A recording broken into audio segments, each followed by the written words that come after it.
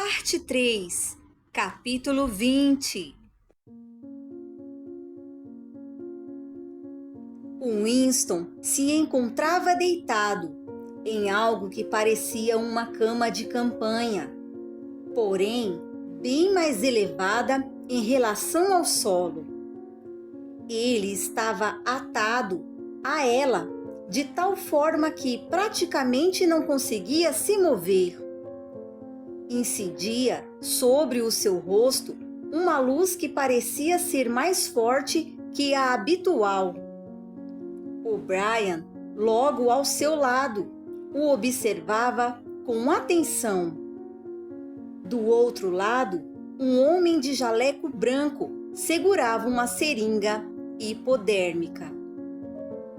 Mesmo após ter aberto completamente os olhos, só aos pouquinhos Winston foi compreendendo a forma das coisas à sua volta. Tinha a impressão de haver chegado ali nadando, vindo de um mundo bem diferente, um distante mundo subaquático. Não fazia ideia de quanto tempo estivera lá.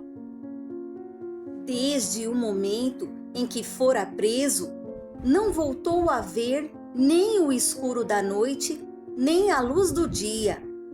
Além disso, as lembranças restantes de lá para cá não seguiam um fluxo contínuo. Houvera momentos em que a sua consciência, mesmo o tipo de consciência que se tem durante o sono, se ausentou para voltar só após um período inteiramente em branco. E não havia como saber ao certo se tais intervalos eram de dias, semanas ou apenas alguns segundos. O pesadelo se iniciara com aquele primeiro golpe no cotovelo. Mais tarde, Winston veio a se dar conta de que aquilo não passava de um interrogatório preliminar, rotineiro, a que quase todos os presos eram submetidos. Existia uma longa série de crimes, espionagem, sabotagem e etc., que todos eram obrigados a confessar. A confissão era uma formalidade, muito embora a tortura fosse bem real. Quantas vezes ele fora espancado e por quanto tempo, já não conseguia mais lembrar. Havia sempre 5 ou 6 homens de uniforme preto ocupados em lhe bater ao mesmo tempo. Eles revezavam no uso dos punhos, de cacetetes, de varas de aço, das botas. Winston chegara a rolar desavergonhadamente pelo chão, feito um animal, revirando o corpo para um lado e para o outro, num esforço incessante e desesperado de se desviar dos chutes. Mas com isso apenas incitava mais e mais chutes nas costelas, na barriga, nos cotovelos, nas canelas, na virilha, nos testículos, na base da coluna. Havia momentos em que a tortura prosseguia por um longo período, até que o cruel, o perverso, o imperdoável, não era mais a brutalidade dos guardas, mas o fato de não conseguir se obrigar a perder a própria consciência. Em certas ocasiões, a coragem o abandonava de tal maneira que ele começava a implorar por misericórdia, antes mesmo de a tortura ter se iniciado. Ocasiões em que a simples visão de um punho se preparando para desferir um soco era o bastante para fazê-lo confessar uma profusão de crimes reais e imaginários. Também havia situações em que começava decidido a não confessar nada, quando cada palavra tinha de ser arrancada dele, entre um e outro gemido de dor. Noutras, entretanto, ele buscava debilmente resistir um pouco mais, dizendo para si mesmo: vou confessar, mas só daqui a pouco. Preciso aguentar até a dor ficar insuportável. Mais 3 chutes, mais 2, e então direi o que eles querem. Às vezes, ele era espancado até o ponto de mal conseguir se sustentar em pé. Quando era então atirado, feito um saco de batatas no chão de pedras de uma cela. Lá, eles permitiam que ele ficasse algumas horas até estar suficientemente recuperado para uma nova rodada de tortura. É verdade que também havia períodos mais longos de repouso. O Winston lembrava-se vagamente deles, porque os atravessava ou dormindo num estado de letargia. Lembrava-se de uma cela com uma cama de tábuas, uma espécie de prateleira presa à parede, uma pia de latão e refeições compostas de sopa quente, pão e por vezes café. Lembrava-se de um barbeiro carrancudo que vinha fazer a sua barba e cortar o seu cabelo, e de homens de jaleco branco, sempre muito sérios e antipáticos, que vinham examiná-lo. Tomavam o seu pulso, verificavam os seus reflexos, erguiam as suas pálpebras e o apalpavam com as mãos brutas em busca de ossos quebrados e espetavam agulhas em seu braço para fazê-lo dormir. Enfim, as sessões de espancamento tornaram-se menos frequentes e passaram a ser essencialmente uma ameaça, um horror, ao qual a qualquer momento ele poderia voltar a ser submetido caso as suas respostas não fossem satisfatórias. Agora, os seus torturadores e interrogadores já não eram os monstros de uniforme preto, mas intelectuais do partido, homenzinhos rechonchudos, de movimentos rápidos e óculos brilhantes, que se ocupavam dele em um rodízio de períodos que duravam, ele calculou sem ter certeza, umas 10 ou 12 horas sem interrupção. Esses novos interrogadores se esmeravam em submetê-lo a uma dor constante, embora leve. Mas a dor não era sua maior arma. Davam-lhe tapas no rosto, torciam-lhe as orelhas, puxavam-lhe o cabelo, obrigavam-no a ficar de pé numa perna só, recusavam-se a conceder licença para urinar, focavam lâmpadas potentes em seus olhos até lacrimejarem. No entanto, o propósito disso tudo era apenas humilhá-lo e destruir o seu poder de raciocínio e argumentação. A sua verdadeira arma era o interrogatório impiedoso que prosseguia, hora após hora, arquitetando armadilhas, fazendo-o tropeçar aqui e ali, distorcendo tudo o que era dito, incriminando-o a cada passo com mentiras e contradições, até o ponto em que Winston começava a chorar, não só de vergonha, mas também de exaustão nervosa. Ele chegava a cair em prantos meia dúzia de vezes numa só sessão. Na maior parte do tempo, eles o insultavam aos berros e, a cada momento de hesitação, ameaçavam entregá-lo novamente aos guardas. Havia também momentos em que eles, de repente, mudavam de tom, chamando-o de camarada e dirigindo apelos em nome do Ingsoc e do grande irmão. Em tais oportunidades, eles lhe perguntavam com pesar se depois de tudo o que passara, ainda não lhe restaria uma dose mínima de lealdade ao partido, que o fizesse desejar desfazer todo o mal que ele causara.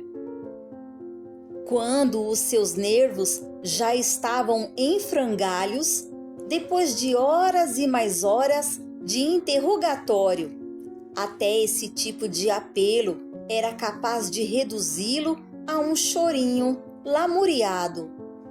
Por fim, as vozes insistentes o venciam mais completamente do que as botas e os punhos dos torturadores. Winston se tornou tão somente uma boca que confessava e uma mão que assinava tudo quanto lhe fosse exigido.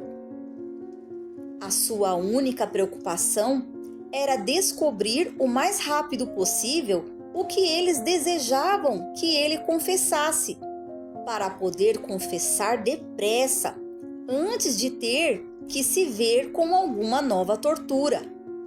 Confessou o assassinato de membros eminentes do partido, a destruição de panfletos apócrifos, o desvio de recursos públicos, a venda de segredos militares e todo tipo de sabotagem.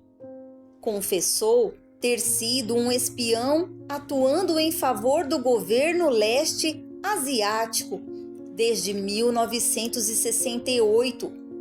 Confessou ser crente religioso, grande admirador do capitalismo e pervertido sexual. Confessou ter assassinado a esposa, muito embora Winston soubesse, como por certo sabiam os seus interrogadores, que ela ainda estava viva. Confessou ter se encontrado pessoalmente com Goldenstein mais de uma vez, muitos anos atrás, e ter feito parte de uma organização clandestina que incluía quase todos os seres humanos que ele conhecera na vida. Era mais fácil confessar tudo e comprometer a todos. Além do mais, em certo sentido, era tudo verdade.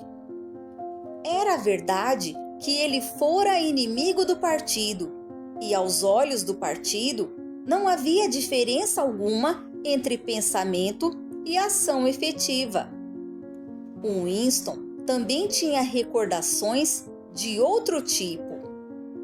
Elas se destacavam de maneira desconexa em sua mente, como quadros rodeados pela escuridão.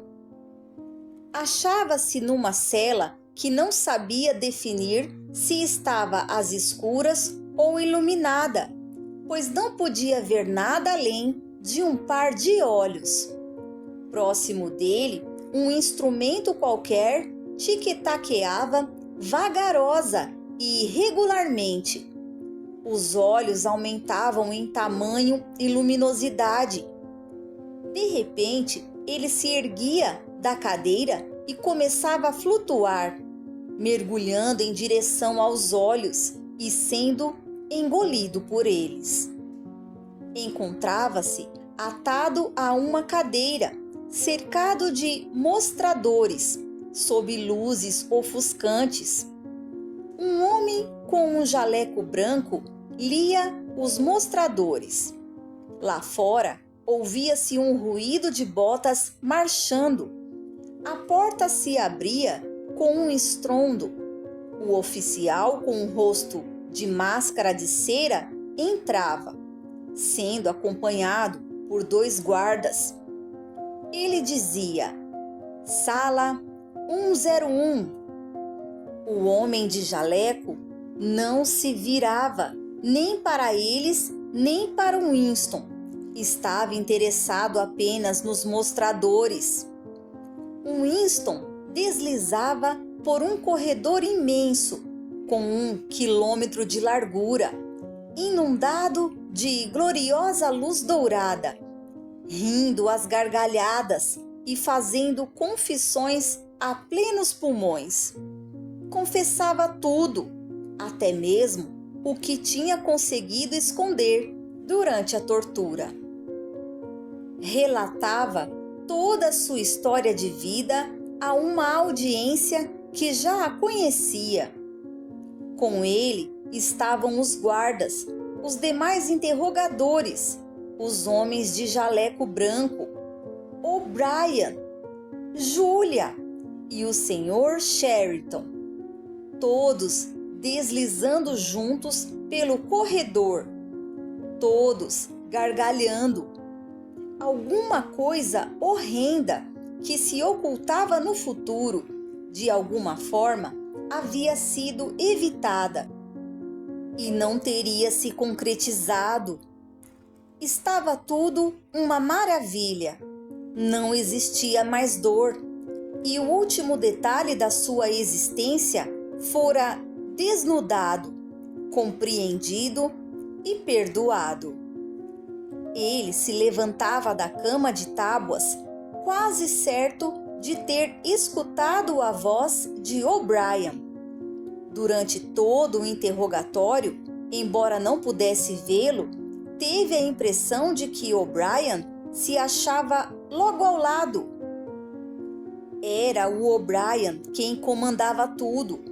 Era ele que enviava os guardas contra o Winston e também quem impedia que o matassem. Era ele que decidia quando Winston devia gritar de dor, quando devia descansar, quando devia se alimentar, quando devia dormir, quando as drogas deviam ser injetadas em seu braço. Era ele que fazia as perguntas e sugeria as respostas. Era o algoz, o protetor, o inquisidor, o amigo. E uma vez, Winston não conseguia recordar se ocorreu num período induzido por drogas, num período de sono natural ou mesmo no momento desperto e lúcido. Uma voz sussurrou em seu ouvido: Não se preocupe, Winston. Você está sob os meus cuidados. Tenho vigiado você por 7 anos e agora chegou o momento decisivo. Eu vou salvá-lo. Vou torná-lo perfeito. Não estava totalmente seguro de ter sido a voz de O'Brien, mas era a mesma voz que lhe dissera: Ainda nos encontraremos lá onde não há trevas, naquele outro sonho, 7 anos atrás. O Winston não se lembrava do fim daquele interrogatório. Houve um período de escuridão e depois a cela ou a sala onde ele estava agora foi se materializando no seu entorno, bem lentamente. Tinha o corpo atado em todos os pontos essenciais. Até mesmo a nuca se achava presa. O'Brien o observava com uma expressão grave e algo melancólica. Visto de baixo, o seu rosto parecia rude e abatido, com olheiras e rugas que atravessavam do nariz ao queixo. Era mais velho do que Winston imaginara. Devia ter uns 48, 50 anos. Sob a sua mão havia um mostrador com uma alavanca, e alguns números ocupando a sua circunferência. Eu te disse que se voltássemos a nos encontrar, seria aqui. Sim, Winston afirmou. Sem nenhum aviso, exceto por um pequeno movimento da mão de O'Brien, uma onda de dor percorreu o corpo de Winston. Era uma dor assustadora, porque ele não podia sequer ver o que acontecia e tinha a nítida sensação de que estavam lhe infligindo um ferimento mortal. Não sabia se isso acontecia de fato ou se todo o efeito era produzido de forma elétrica. Fosse como fosse, ele sentia o corpo sendo deformado, com as suas juntas pouco a pouco se deslocando. Embora a dor tivesse encharcado de suor a sua testa, o pior de tudo era o temor de que a sua coluna vertebral estivesse a ponto de se romper. Winston trincou os dentes e respirou fundo pelo nariz, buscando manter-se em silêncio pelo maior tempo possível. Você está com medo, comentou O'Brien, encarando-o, de que em breve algo se parta. O seu maior temor é que seja a coluna. Tem na mente uma imagem nítida das vértebras sendo rompidas e do fluido espinhal escorrendo delas. Não é isso que está pensando, Winston? O Winston não respondeu. O'Brien voltou a alavanca do mostrador para sua posição original. A onda de dor desvaneceu quase tão repentinamente quanto surgiu. Isso foi no 40, explicou O'Brien. Como vê, os números neste mostrador vão até 100. Peço-lhe que tenha em mente, ao longo da nossa conversa, que eu posso muito bem, a qualquer instante e em qualquer nível que deseje, lhe infligir mais dor. Se me disser mentiras ou tentar qualquer tipo de fuga do tema em questão, ou ainda decair abaixo do seu grau usual de inteligência, no mesmo instante irá gritar de dor. Você compreendeu? Sim, confirmou Winston. A expressão de O'Brien de súbito se tornou mais branda e amigável. Ele ajeitou os óculos, pensativo, e deu alguns passos para lá e para cá. Quando voltou a falar, o seu tom de voz era gentil e paciente. Tinha o ar de um médico, de um professor, até mesmo de um sacerdote, preocupado mais em explicar e persuadir do que em punir. Perco esse tanto de tempo com você, Winston, porque é um caso que vale a pena. Faz anos que você sabe perfeitamente qual é o seu problema, embora tenha buscado negá-lo. Você é mentalmente desequilibrado, tem problemas de memória, não consegue se lembrar de eventos reais e convence a si mesmo de que se recorda de coisas que jamais ocorreram. A boa notícia é que isso tem cura. Se até agora não buscou a cura, foi porque não quis. Havia um pequeno esforço de vontade que você não estava disposto a fazer. Mesmo agora, eu sei que você ainda se agarra à sua doença, porque a considera uma virtude. Tomemos um exemplo.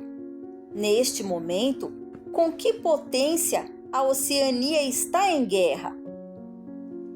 Quando fui preso, a Oceania estava em guerra com a Lestásia. Com a Lestásia, ótimo.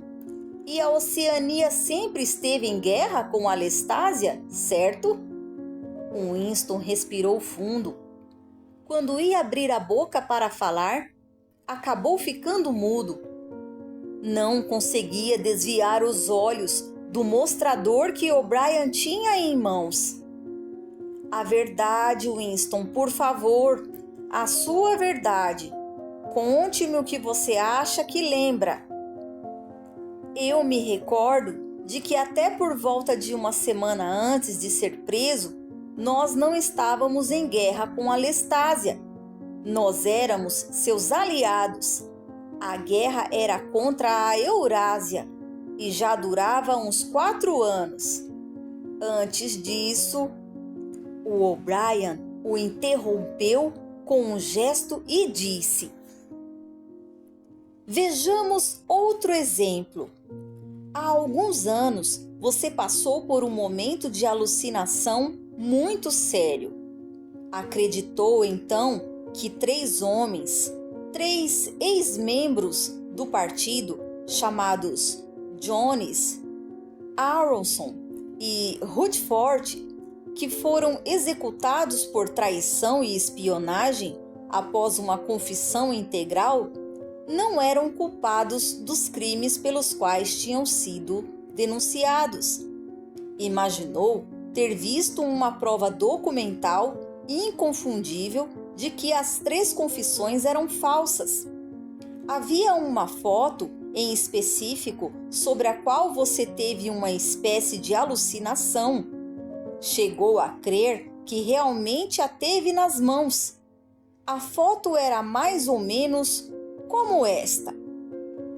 Um recorte de jornal retangular apareceu entre os dedos de O'Brien e foi mantido ao alcance da visão de Winston por uns 5 segundos. Era uma foto e não havia dúvidas quanto à sua identidade. Era a foto, uma cópia da foto em que Jones, Harrison e Rutherford apareciam na cerimônia do partido em Nova York, a mesma que chegara por acaso às mãos de Winston 11 anos antes e fora destruída quase imediatamente. Por um instante, apenas ele a teve bem diante dos olhos, mas logo O'Brien tornou a ocultá-la. Mas ele a vira. Disso não havia a menor dúvida. Winston fez um esforço desesperado, agonizante, para desatar a parte superior do corpo. Todavia, era impossível se mexer em qualquer direção, 1 centímetro que fosse. Na hora, esqueceu até mesmo do mostrador. Tudo o que desejava era segurar de novo aquela foto, ou ao menos olhar outra vez para ela. Ela existe! Não, disse O'Brien. Então ele atravessou a sala, na parede oposta, ergueu a grade de um buraco da memória e atirou ali a foto. Sem que ninguém pudesse vê-la, a frágil tira de papel foi sugada pela corrente de ar quente. Logo, desapareceria da existência numa labareda. O'Brien retornou de onde estava.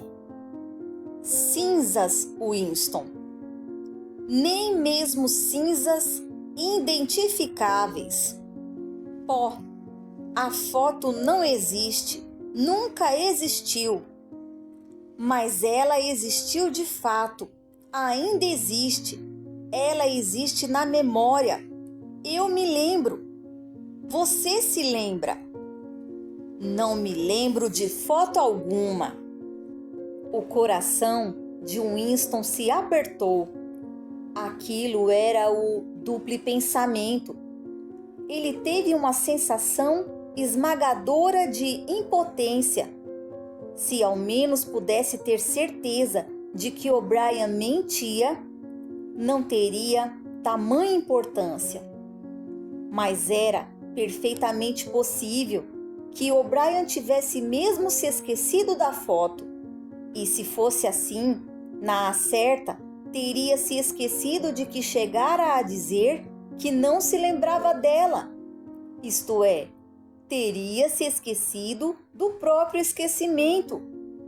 Mas como ter certeza de que aquilo tudo não passava de um embuste?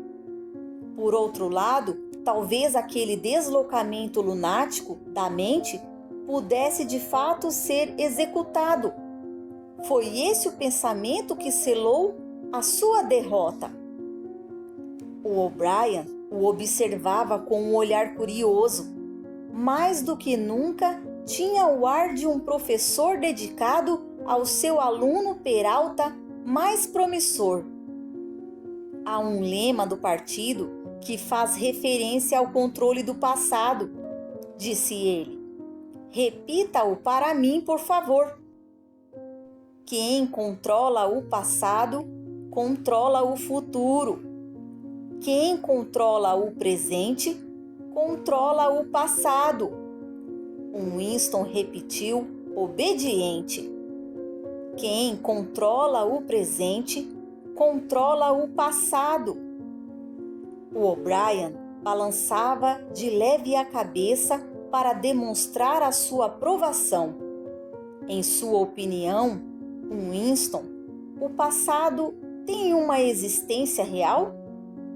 A sensação de impotência voltou a dominar Winston. Os seus olhos logo se fixaram no mostrador.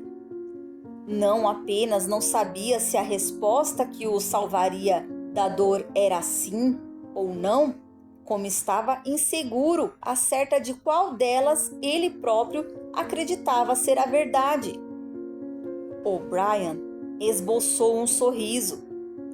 A metafísica não é o seu forte, Winston.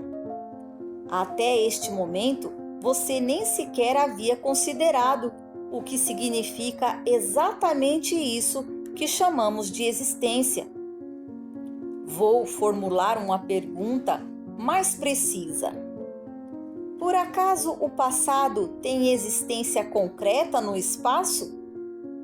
Há em algum canto um lugar, um mundo de objetos sólidos, onde o passado ainda acontece? Não. Então, onde existe o passado, se é que existe? Nos registros está documentado. Nos registros e também na mente, nas memórias humanas. Nas memórias humanas, muito bem. Nós, o partido, controlamos todos os registros e todas as memórias. Assim, nós controlamos o passado, não é verdade? Mas como podem impedir que as pessoas se lembrem das coisas? Winston se exaltou, mais uma vez se esquecendo completamente do mostrador. É algo involuntário, é algo que foge ao nosso controle. Como podem controlar a memória? A minha, vocês não controlaram.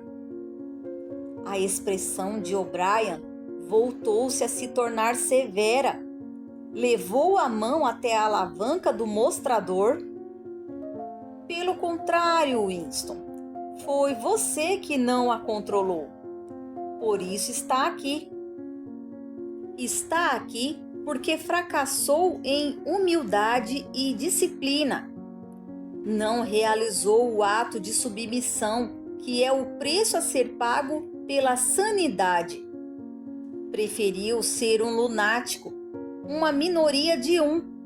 Somente a mente disciplinada é capaz de enxergar a realidade, Winston. Você crê que a realidade é uma coisa objetiva, externa, algo que existe por sua própria conta. Também crê que a natureza da realidade é autoevidente. Quando se ilude e pensa estar vendo algo, julga que todos veem a mesma coisa. Mas eu lhe garanto, Winston, que a realidade não é externa.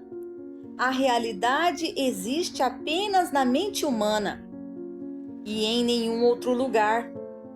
Não na mente do indivíduo, que pode se equivocar e que, em todo caso, logo estará fadada à morte. A realidade existe apenas na mente do partido, que é coletivo e imortal. O que quer que o partido afirme será verdade, é a verdade.